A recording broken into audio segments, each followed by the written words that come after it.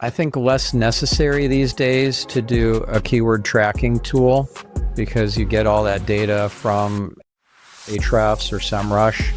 It's a great starting point to use a site like BuzzFeed, which is really good at it. But you could also use Board Panda or Distractify or Viral Nova. There's a bunch of these sites that you can use as inspiration. Again, don't rip off and duplicate. Just use it as inspiration and come up with your own. Do you have any favorite AI tools that you use in the SEO world right now? Well, I love the main kind of LLM tools like. In today's episode, we're joined by Stephan Spencer. Stephan is an SEO expert, founder of the interactive agency NetConcepts, best-selling author, serial entrepreneur, life hacker, podcaster, and contributor to Harvard Business Review and Adweek. He has 3 books published by O'Reilly: The Art of SEO, which just released its 4th edition, Social E-commerce, and Google Power Search. He's helped optimize websites for some of the biggest brands in the world, including Channel, Volvo, Sony, and Zappos. In addition to all of this, Stephan also finds time to host 2 podcast shows, Get Yourself Optimized and Marketing Speak.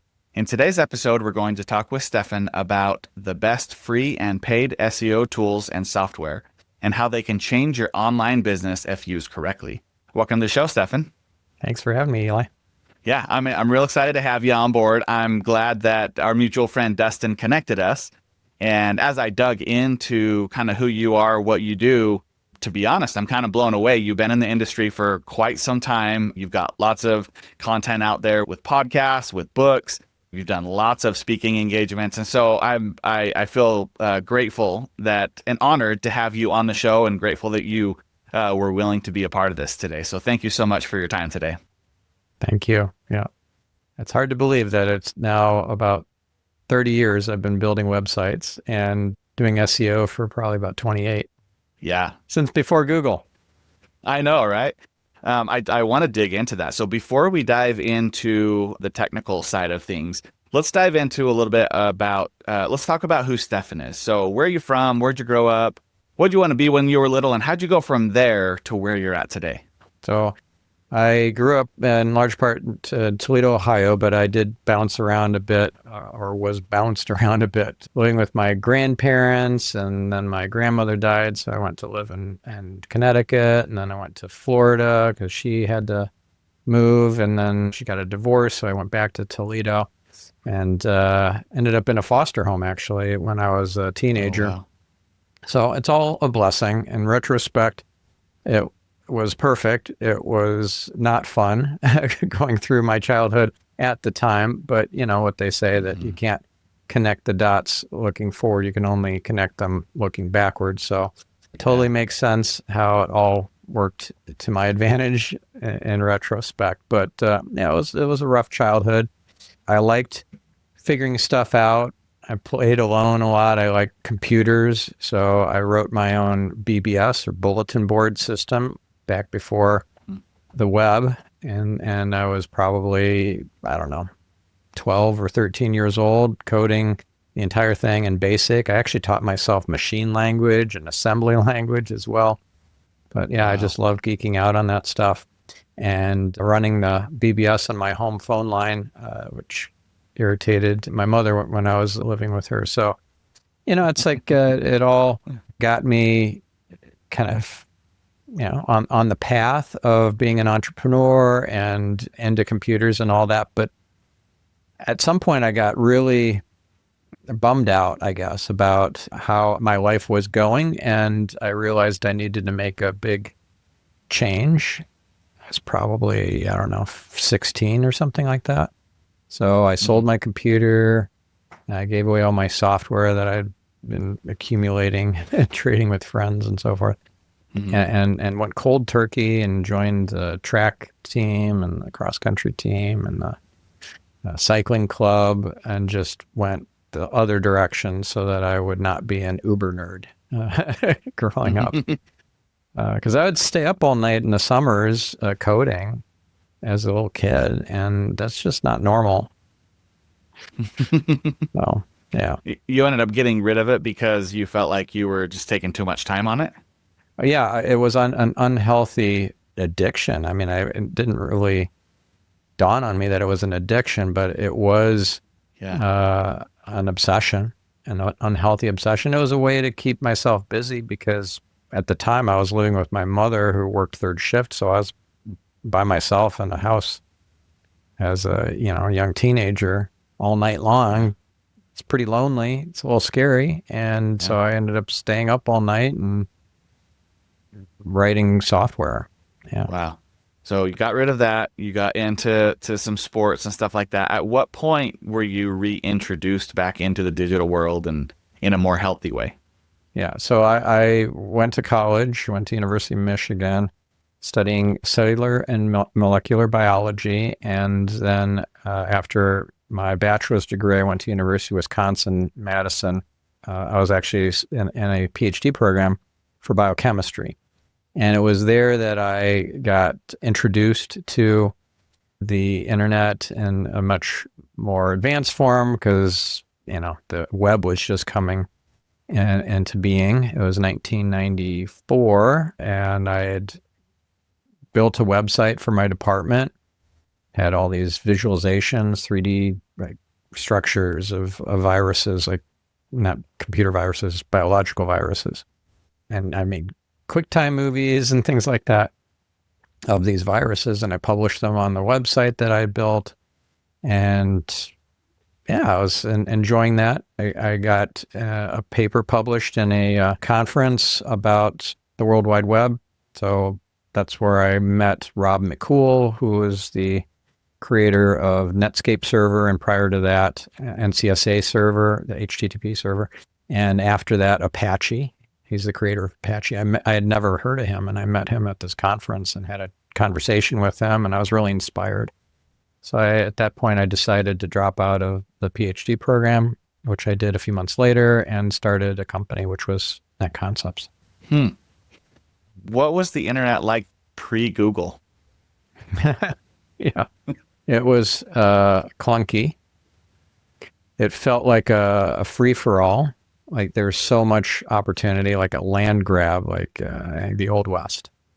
And it was, I don't know, crazy to think that back then it was acceptable to create 8 different versions of a landing page for each search engine.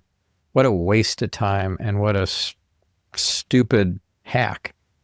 So I didn't enjoy doing that. Here's a version for InfoSeek. Here's a version for Lycos. Here's a version for web crawler and one for AltaVista and all that. What a waste of time. And using web position gold and doing all this nonsense that it was very early days for SEO. So that's what you did. And I didn't like it. But when Google came out, I just loved the results, and I had to figure out how that algorithm worked. I had to reverse engineer it. So I was tinkering, trying to figure out how to optimize for it. So what was that process like?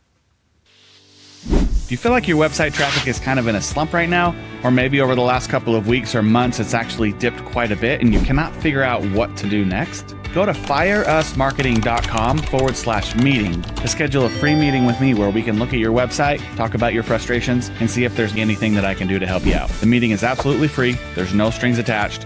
If I can help you, I'd love to. Again, go to fireusmarketing.com/meeting. We'll talk to you soon. Well, if you ever have tinkered with a car, like I, as a teenager, figured out how to replace an alternator, and I bought a car for $65, and then literally $65, and it ran, but it needed a new muffler and it needed an alternator replaced and so forth. And so I figured out how to scrounge from junkyards and replace stuff myself. And it's kind of like that. Like there was an FAQ on Usenet prior to the web called How to Scrounge a Satellite Dish. And I followed all the instructions and I scrounged a satellite dish for almost nothing. And I was able to watch, news in French from TV sang, and I'm like, wow, this is so cool. I love figuring this sort of stuff out. And then so when Google came out, I'm like, okay, I'm just going to tinker. I'm going to figure stuff out. And an example of that was figuring out how Google grouped search results together. Because back in the day, they would put like an indented listing oftentimes underneath one main listing. These aren't site links. Those are like grouped results together. And I wanted to figure out how that all worked. So I would just tinker. And one thing I figured out was if you change the number of results per page to, let's say, 9 or 8 or 7, and you just keep iterating downward, eventually that indented listing disappears. And that's the true position of that search listing. So if you're showing up your competitor, let's say your competitor's showing up as number 1 and number 2, and I did this little trick and I did num equals 9 as part of the URL to say, Google, show me 9 results per page instead of 10. And that second indented listing, which appears as number 2, disappeared from the page. That means it was actually number 10. And that's like, okay, so that's pretty cool. With that inside information, I know with position 1 and position 10 that appears as position 1 and 2, I can go to page 2 in the Google results and promote something, send some link equity to maybe number 11 or number 12, push that up onto page 1. Doesn't have to go very far, just 1 or 2 positions onto page 1, and then that knocks my competitor's second listing away. And when I presented this at conferences in the 2000s, people were like, mind blown. Yeah, I remember doing that as part of a strategy when I worked at an agency. I remember, I think it was like 2008, that was still happening. And yeah, I remember taking people from position, like from page 2 to page 1, and it immediately took the real estate 1 and 2. So I remember that. That's pretty awesome. Yeah. Okay, so you started your company. You started that when you were in the United States, or had you already moved? Well, actually, okay, so this was kind of it seems like a harebrained idea, but I was based in Madison, Wisconsin. At the time, I dropped out of the PhD program and I started the agency. And then a few years into it, this was the late 90s, I got this, I say inspired idea. Some might say harebrained or crazy idea that I could live anywhere. I could live in New Zealand. And so I'd never been there. I knew nothing about New Zealand really, but I applied for a permanent residency and I got in. I had convinced my wife, my ex-wife, wife at the time, and my kids that this would be a good idea, and they agreed to it. And we ended up spending about 7, almost 8 years living in New Zealand from 1999 to 2007. It was magical. It's really, really special. And you can do this internet thing from anywhere in the world. I mean, case in point, I'm talking to you from Tel Aviv. We just moved here 4 months ago. And what an amazing and exciting time to be alive.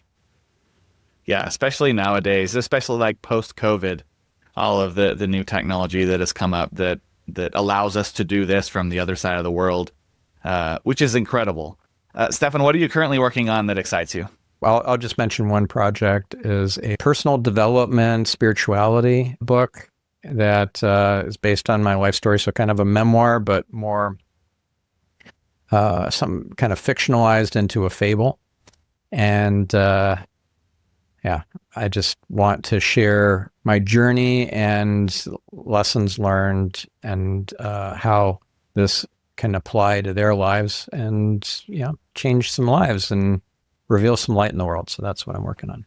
I love those kind of books. A few that come to mind are Ideal Team Player, 3 Feet from Gold. Those are all like really good business books that are based on somebody's life experience, but turned into kind of like a fictional story. Is that kind of the direction you're going?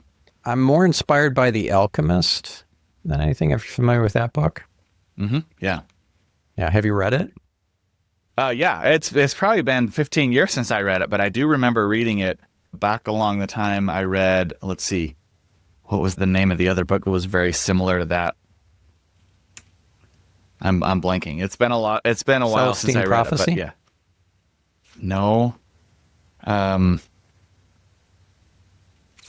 can't remember. I can't remember what it was, but I do remember reading it a long time ago. It's been a while since I've read it. But yeah, very cool. Okay. You have a fun fact about The Alchemist. Go ahead. Mm-hmm. So 150 million copies sold. So it's clearly a very successful book. Guess how long it took for that book to be written? I don't know how long. Take a guess. It's either going to be super short or super long. Let's see. A month. 2 weeks. 2 weeks. Wow. 150 million copies sold, written in 2 weeks. Yeah, Paulo Coelho just basically downloaded it from the heavens. Yeah, that's incredible. Yeah. Such a good book, too. So are you going to be done in 2 weeks? And sure. I've been working on it for literally years. Okay. Yeah. So it's going to take a little bit more, but it'll be just as popular. Quite far along, though. I mean, we're in the home stretch. Yeah. Very cool. Very cool. Well, let's dive into the tactical side of things. So this podcast, we decided to talk about, this is part of the SEO series that we're doing, and we've decided to talk about SEO tools. And there's a lot of different types of SEO tools.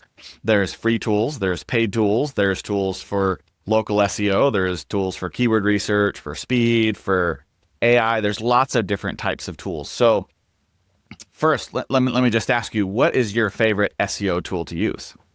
Well, that's a loaded question. But if I had to pick one, I would pick one that is a tool set, not just a specialized tool for one particular type of activity. So I wouldn't pick something like Local Falcon because I need to do keyword research. I need to do link analysis. I need to do technical auditing and so forth. So I'd pick one of the big suites of tools like Ahrefs or SEMrush. And if I had to pick between the two, that would be very tough. But I guess I'd pick Ahrefs. Okay. Just because you've used it more, or are there specific tools within the tool that you enjoy using, or what leans you in that direction? I've just gotten more out of that tool set over the years than SEMrush, although I use both, and I use them simultaneously, and they have some of the same tools, but with different names. So one might be called the Keyword Gap Tool, and the other one's called the Content Gap Tool, but they basically do the same thing. Yeah, that makes sense. Yeah. I follow a bunch of SEOs on LinkedIn, and I do see some people talk about SEMrush and some people talk about Ahrefs, and I see the overlap, but I also do see some uniqueness. I currently use SEMrush, and I know a lot of people call it SEMrush. They've I don't know if you know this. They've officially this year came out and made a statement that it's called SEMrush. Well, they said that years ago too. So they tend to wine and dine the big SEO people in the industry, and they've done that for me, and put us up in nice hotels in different cities like Lisbon and Helsinki and so forth. So I've been to their events where they wine and dine the SEO bigwigs. And at one point, one of those summer jam events, they announced that it is not SEMrush, it's SEMrush. And they did this funny video where they interviewed all of us and took little snippets of us explaining why it should be called SEMrush or SEMrush or why we call it that and all this. And then they posted that. So that was like 2019 or 2018. So they were adamant it was SEMrush at that point. That was like 6 years ago now. Well, I guess it didn't catch. No, there are people still calling it SEMrush. I mean, old habits die hard, as they say. Yeah. And I don't call the reason I justify it that way is because I don't call it SEO. I call it SEO. SEM is search engine marketing.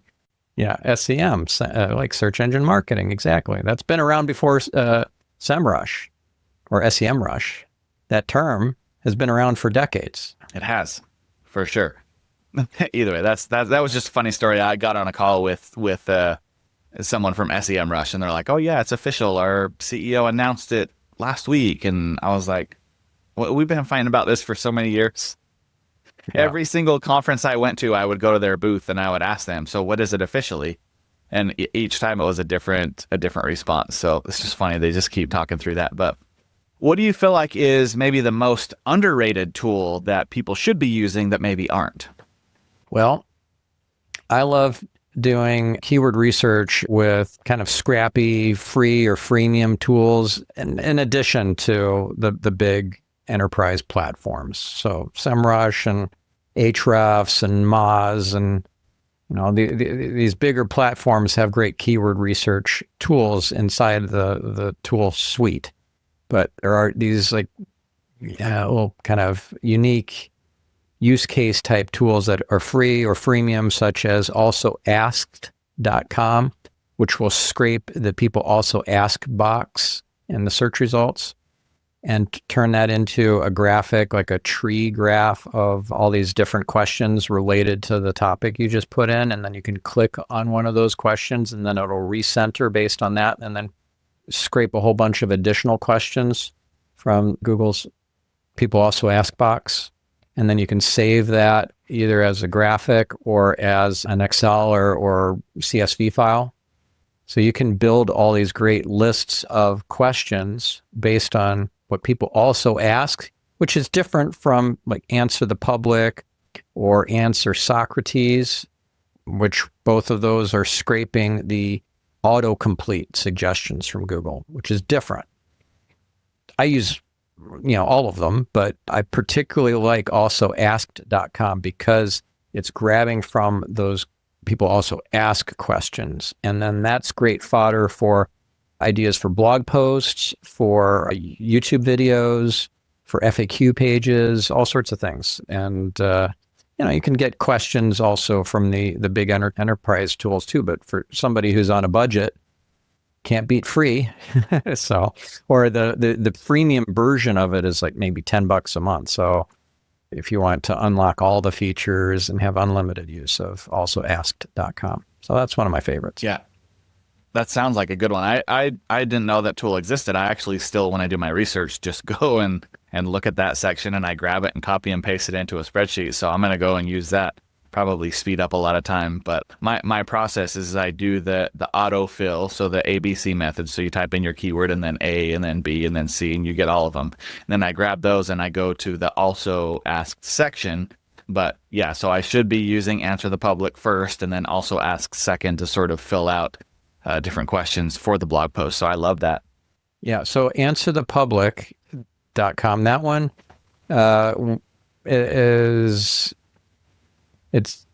it's changed a lot since it was owned by it's now owned by Neil Patel. But before it was more, giving away information for free than it is now. So if you want a completely free version of Answer the Public, then use answersocrates.com. And it will do that autocomplete where you put in the keyword and then it will do that keyword plus the letter A and get all the suggestions from the autocomplete that start with your keyword plus the letter A and then B and then C all the way through Z and then 0 through 9. And it will assemble all that and make it easy to download as a CSV file. So that's answersocrates.com. Then for also asked.com, that is where it's going to grab it from the people also ask box. So I use both tools to get it from both of those sources from Google, the autocomplete suggestions and the people also ask box. I've never used the Socrates one, so I'll have to go and check that one out. It's a great tip. While we're on keywords, what tools do you use? I know that Ahrefs and SEMrush track keywords. Do you have any other like rank tracking tools that you'd recommend people look into? Well, back in the day, I used to use Rank Ranger, and that tool got acquired. It's, I think, less necessary these days to do a keyword tracking tool because you get all that data from Ahrefs or SEMrush and then some. Like you'll get so many keywords that you'll never even have thought of that are going to be tracked, and you can see over years. Like, let's say that you were tracking 30 or 50 keywords. Well, what about the hundreds of other keywords that you're ranking for? Aren't you going to track those too? Or what if you thought of a keyword this month and, oh, it's a really good one. Shoot, I want to be able to track what it was doing 6 months ago and 2 years ago and see how it's been growing or not with my website. So that's why SEMrush and Ahrefs are so valuable in this regard, because you don't have to worry about that. It's been tracking, billions of keywords since the seemingly since the beginning. So it will give you historical data going years back and showing you how much traffic was coming in, an estimated amount of traffic coming in based on the position and the search results and the traffic volume at the time. But that's been tracking for, years and years and years on a monthly basis. And you can't beat that. So I would say it's not necessary these days to have a specific rank tracking tool where you put in a list of keywords. Undoubtedly, you're not going to have a complete list of all the keywords that you're going to, want to track. So, yeah, I think you're spot on there. I think that I don't know a lot of agencies anyway that still track like, hey, we're going to rank these 3 keywords in the top 3 spots for you. That's not like a package that people sell anymore, because the one keyword alone is not where the value comes. Like especially if you go into like a free tool like Google Search Console and you type in that keyword, or you go to that page and you can see some pages have 1,000 or more keywords that are very similar to that one keyword that are all also being tracked and could be potentially driving traffic and stuff. So I think you're spot on when you're like, it's not just about like tracking one keyword, it's all the variations that come along with it as well. Yeah. And you want to be thinking about themes and not just individual keywords. You want to think about topics and how these topics relate to each other. Brian Dean would talk about LSI keywords back in the day. And LSI keywords, latent semantic indexing, is not a thing that Google's using. But the concept is valid, that there are keywords and topics that are related to other keywords and topics. And when you understand the closer relationships between certain keywords and topics than others, you can start writing content that and optimizing content that addresses that, and not just focus on that single keyword and maybe a couple of synonyms, right? If you're going to write about lawnmowers, if you're not also talking about related topics such as weed whackers and yard care and lawns and gardening and horsepower and riding versus push mowers and all that sort of stuff, then it's a very thin piece of content. It's very surface level. So it might have the right placement of a bunch of keywords that you thought about, but it doesn't look legit to the Google algorithm because it doesn't talk about all the related topics that you would expect a comprehensive piece of content about lawnmowers to talk about. So let's dive into that a little bit more. So when you're laying out, some blog posts or landing pages or topics or pillars like you're talking, what is your process to do that, and what tools do you use to sort of lay it out architecturally for the website? Yeah, well, that would take a whole episode just talking about that. One source I would recommend people check out, where they can go through the whole process of keyword research, is this book that I co-authored, The Art of SEO, that you mentioned at the beginning of the episode. So this is the 4th edition, and chapter 6 is on keyword research. And it's really got the whole process laid out really well. So if you're brainstorming, you're in one mode of thinking. If you are in a kind of an optimization mode, you're in a different mode of thinking and a different set of tools probably. And while you are doing some, let's say, brainstorming, you may not even be in a tool per se, just in a Google search. Like, for example, I love coming up with hooks for viral articles by just doing a site : search on BuzzFeed.com. So I type into Google site : BuzzFeed.com and then the space and then whatever keyword I'm trying to figure out what viral hooks to come up with. So let's say it's dentist, or it's water bottles or something. I'm just being random here, but the topics that come up, the headlines are so incredibly brilliant. Those hooks. I'm not saying copy and paste a BuzzFeed headline and use it as your own. Just use it as inspiration. So if you're trying to figure out what's a hook or an angle that I can use that makes something really boring like water bottles sound sexy and fun and intriguing, right? You're trying to increase the curiosity gap between what, they see when they read your headline in the search results and where they're at in terms of guessing what that answer is. If you share the spoiler in the meta description, there's like no reason for them to click. So you have to create a gap, a curiosity gap. And you do this with podcast episode titles, with ebook titles, with blog post titles, anything and everything.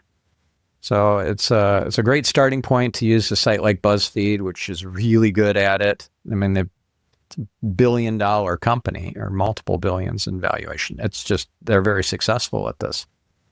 You could also use Board Panda or Distractify or Viral Nova. There's a bunch of these sites that you can use as inspiration. Again, don't rip off and duplicate. Just use it as inspiration and come up with your own headlines. But the hooks are going to be there. Solid strategy. What are your thoughts on so for WordPress, for example, there's like Yoast and Rank Math, and there's all these other plugins, and I know a lot of the other platforms have those as well. How effective are those to help optimize your titles or your content and your SEO overall? Well, they're great tools. I am particularly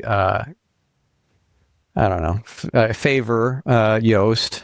I mean, Yoast Devok wrote the foreword to our book, so I'm a little biased there. But I think it's a great tool, and I wouldn't just use it solely as the tool for keyword research and content optimization, but for things like, let's say, a technical change. Let's say you want to index all of the author pages, all of the date-based archive pages, all of the tag pages, right? So that's easy. Just tick a box in Yoast and you're done. I can't imagine doing it any other way. Like, why would I spend 10 extra minutes trying to do something like that when I can just use the Yoast plugin to do it? So that's an essential tool. Like, if you have a WordPress website, you should be using Yoast or, as some equivalent. Some people prefer, whatever it is, all-in-one SEO pack or whatever. It doesn't matter. Yeah, or Rank Math. Those are the top three. Yeah, Rank Math it's got a good reputation, but like I said, I'm partial to Yoast. Yeah, I like Yoast. I started out many years ago using all-in-one SEO, then switched over to Yoast, and I've been on Yoast for 10 or 12 years now. So I keep it with that, and I like it. That works for me.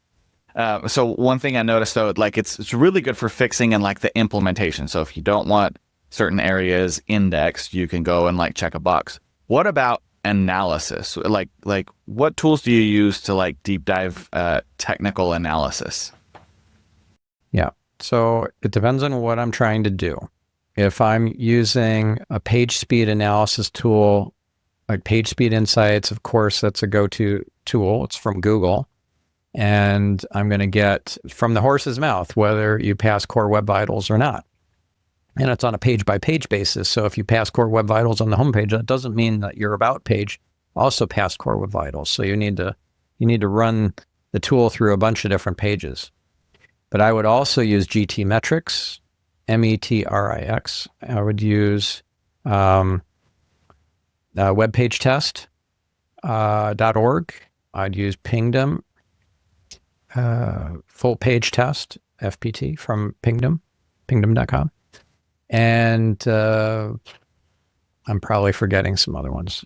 So these are just kind of go-to free tools that give you different insights into your page speed. And one of the things that you want to look at is the waterfall graph to see how much of your page loads in parallel and how much of it loads in serial, meaning one thing has to finish loading before the next thing can start.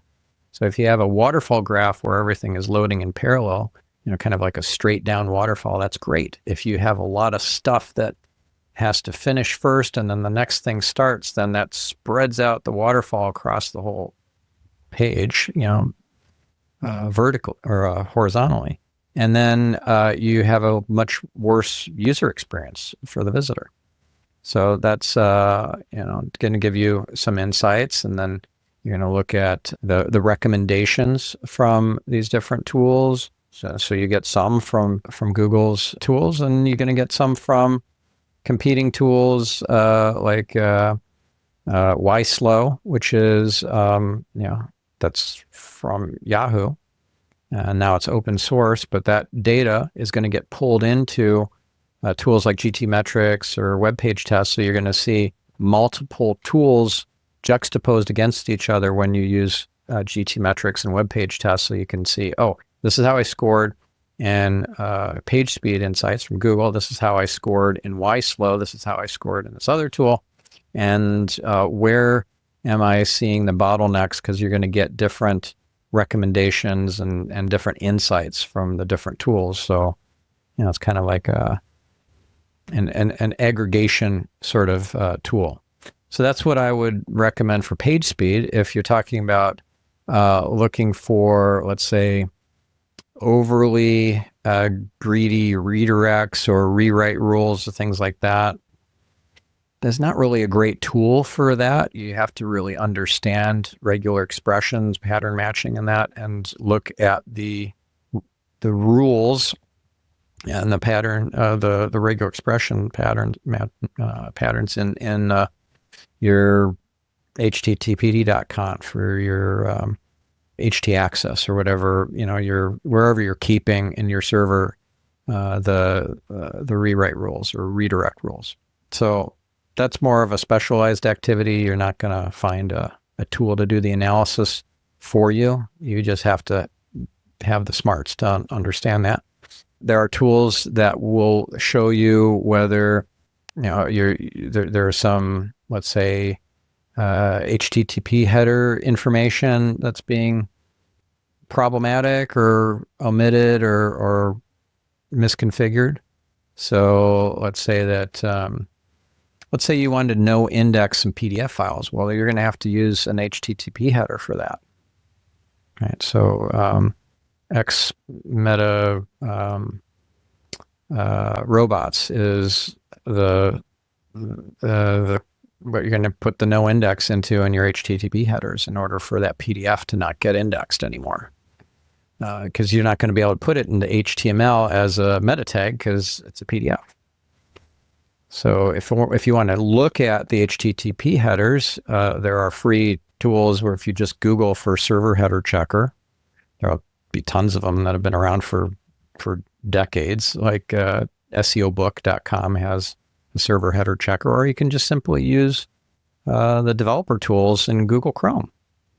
It's got a really sophisticated set of tools built right into the Chrome browser. So probably should get familiar with developer tools if you're not already. Yeah.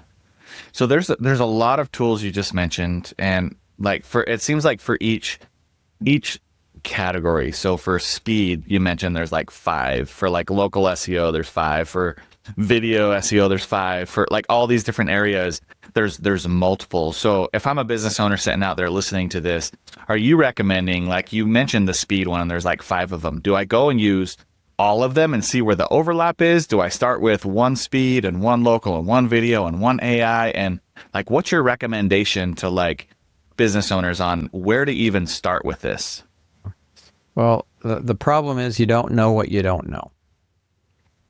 And there's a great book, business book, not about SEO, but about how to grow a business. And it's called Who, Not How.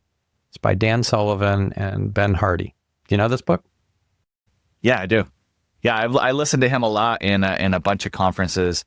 He has such a fun story. Correct me if I'm wrong. He's the one that owned the pool company, right? No. That's Marcus Sheridan, who owned the pool company. Okay. He wrote a book very similar to that, but I have read that one as well. Okay. So I got those two confused. Go ahead, though. Yeah. So what's Marcus Sheridan's book? What is something about, it's got the word ask in there. But anyways, Marcus Sheridan's brilliant too. I love him. I've interviewed Marcus on my podcast on Marketing Speak. I've interviewed Dan Sullivan. who's the founder of Strategic Coach, co-author of Who Not How, and 10X is Easier Than 2X, The Gap and the Gain. Amazing, amazing books. But this Who Not How concept is really important. So this is how you 10X your business, or one of the main ways you 10X your business. And that is simply this: stay in your lane. If you're not an expert on page speed, don't try to become one. Just hire a page speed expert, or at least hire somebody who is familiar enough with page speed that they can go in and tweak the code, clean up things in the CSS and the JavaScript and all that, minify, change the order of load order of different JS and CSS files and all that. And then you don't have to get lost in the weeds. You stick with your unique ability, your core competency, your zone of genius, and you let somebody else who is really skilled at that area do their magic. And, so that's how I run my agency. I don't want to edit my own videos. So we have video editors. They find the B-roll and they do all the cleanup and it's just, I don't want to be a jack of all trades and a master of none. I mean, I love the SEO side of it. I love tinkering and figuring stuff out and being on the cutting edge and doing research and using AI to figure out, novel things that nobody else has figured out yet. I love that. And I can't spread myself too thin. And I don't think your listener should either. Yeah, I think that's sound advice. I mean, if I had to choose, though, if I don't have any budget to hire anybody, and I'm needing to check page speed and things like, let's say that your 404 error page is misconfigured and returning a server HTTP server code of 200, instead of a 404. That's a problem, and you can, for free, do a lot of these sorts of checks yourself.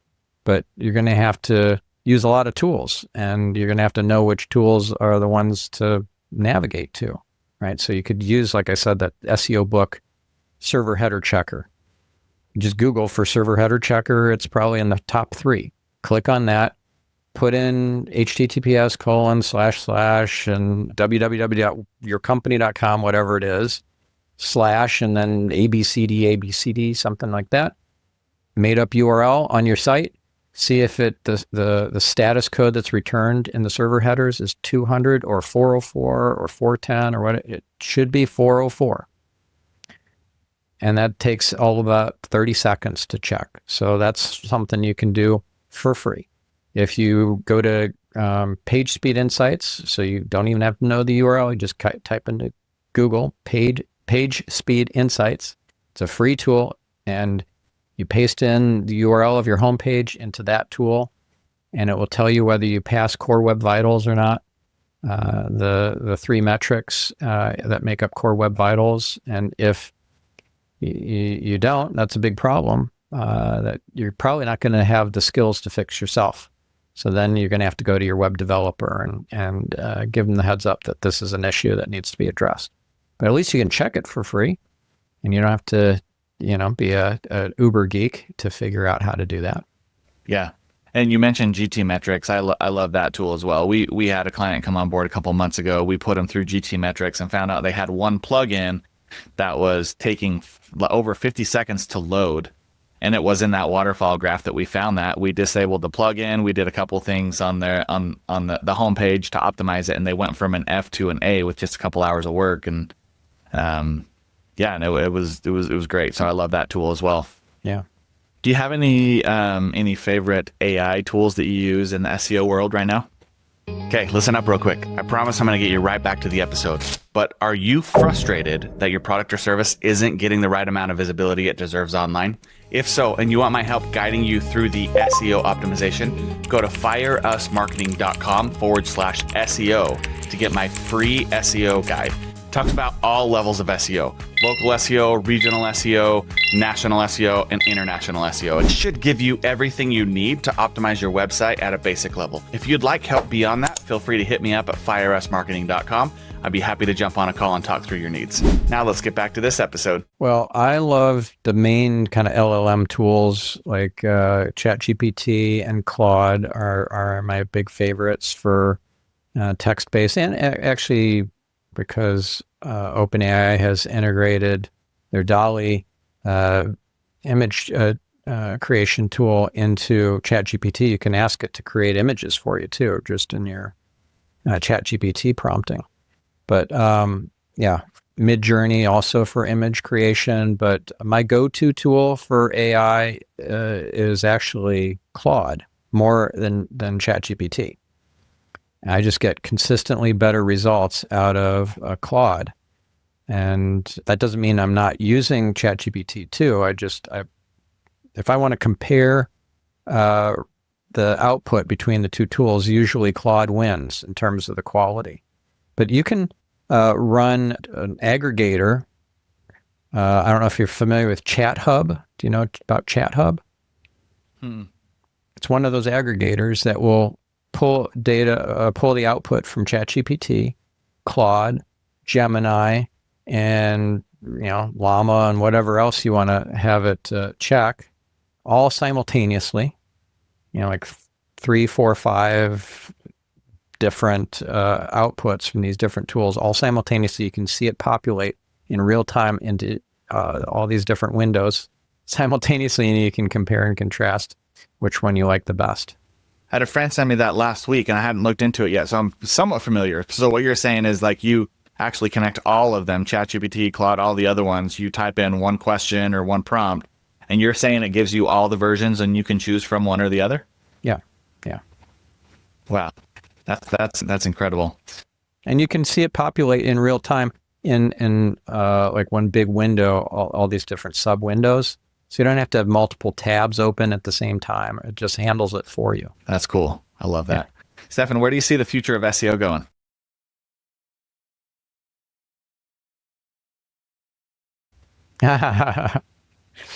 I see a world of personal agents where we're not visiting websites anymore. We're not building websites for users. We're building them for AIs, and our AI personal agent is our representative that has our trust and keeps our information private, and then does searches and scouring the internet for whatever we might be interested, even preemptively. Like, oh, I think you might be interested in this new hobby that is kind of taking the world by storm. I'm going to pull some information about it. And so SEO is going to change radically in that world. I mean, also we're going to be talking to our devices and computers and all that more than we'll be typing on them. It's kind of clunky and slow to type. Whereas if you just explain stuff to your personal agent, and then that turns that into much more efficient and clever prompting and search queries, then it's going to go off and do its thing. And hopefully you're in the results and the recommendations that these tools come up with, so that you're the one who gets the purchase, or the booking or whatever. If it's let's say a bed and breakfast or something, that you're the one who won and convinced the personal agent for me that this is the best place to go. What a crazy world we live in, and we will be living in. I love that, the idea of having our own personal agent that we can trust, that goes and does a lot of the work for us. And so I worked with somebody a couple years ago, and they're like, websites are going away at some point. And I was like, yeah, I don't see that happening. But with the way you just described it, I can easily see it being maybe not going away totally, but for humans, maybe we're not on there searching. If we have those agents doing it for us, may not need to be as visible. We're just customizing it for the agents. Very interesting. Yeah. I mean, if you want to really blow your mind, read the book, The Diamond Age by Neil Stephenson. It's a great science fiction novel, and it's about the coming world of not just AI, but molecular nanotechnology and how that's going to change everything, like full immersion type experiences. I find this to be a much better book than Ready Player One. I mean, I did like Ready Player One, but I think it's not as accurate of a projection into the future based on where we're heading. Like if molecular nanotechnology is as game changing as I think it's going to be much bigger than AI. Right? Nano machines making other nano machines, self-replicating nano machines that at almost the atomic level that are able to do incredible things at scale for almost no money. That changes everything. Yeah, it does. Wow. Well, Stephan, I really appreciate you taking the time to jump on and talk with us today. I feel like we only scratched the surface of what you have to offer, but I appreciate you taking on this topic of software and tools. Hopefully the listeners got some value out of it, but thank you so much for joining us today. Yeah, you bet. And hats off to you for your podcast. You're doing good in the world with that, sharing knowledge and wisdom. I'm a big fan of podcasting. Of course, I have 2 shows I've been doing it for 9 years. Yeah, it's a wonderful thing to do. And I'm sure your listeners appreciate it. Yeah, well, thanks again. I appreciate that. And to everyone else who's listening out there, we'll talk to you guys next week.